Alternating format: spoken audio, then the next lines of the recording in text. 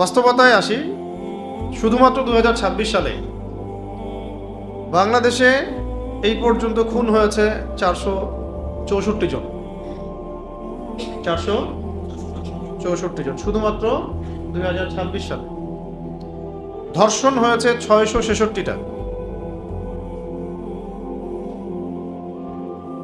ধর্ষণ মামলায় গ্রেপ্তার হয়েছেন 530 জন। খুনের মামলায় গ্রেপ্তার হয়েছেন 604 জন। প্রতিদিন গড়ে 6 থেকে 7টা খুন হয়েছে এবং শিশু ধর্ষণ উল্লেখযোগ্য হারে বেড়েছে।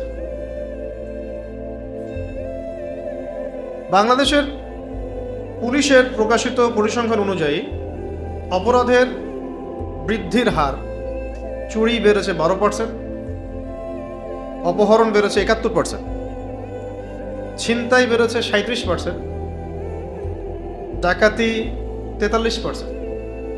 মোট মামলা হয়েছে এই 2026 সালেই 1,81,737টা। খুন ইন টোটাল 3,786টা। সবচেয়ে উদ্বেগজনক বৃদ্ধি হচ্ছে অপহরণ, ধর্ষণ, চাঁদাবাজি, ডাকাতি এবং ছিনতাই। শুধুমাত্র ঢাকায় 107টা খুন, সারা দেশে 854টা। ঢাকার মধ্যে উল্লেখযোগ্য হারে বেড়েছে ছিনতাই, চাঁদাবাজি, গ্যাং, কিশোর গ্যাং, রাজনৈতিক সহিংসতা এবং ধর্ষণ।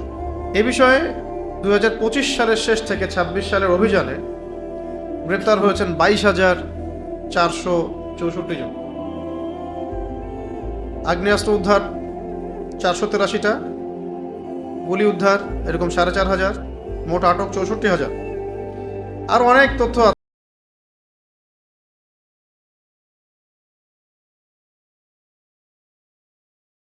বলা উদ্দেশ্য হচ্ছে যে এত কিছু হয়ে যাওয়ার পরেও এটা শুধু একটা বছরের 6 মাস 7 মাসের একটা পরিসংখ্যান, আরও অনেক পরিসংখ্যান আছে। এত কিছুর পরেও আমাদের কাছে মনে হয় যে আমরা খুবই উন্নত আধুনিক একটা সভ্যতায় বসবাস করছি এবং নবী সাল্লাল্লাহু আলাইহি ওয়াসাল্লাম এবং সাহাবীদের যুগটা ছিল মধ্যযুগ, বর্বরতার যুগ, নাউযু বিল্লাহি মিন যালিক।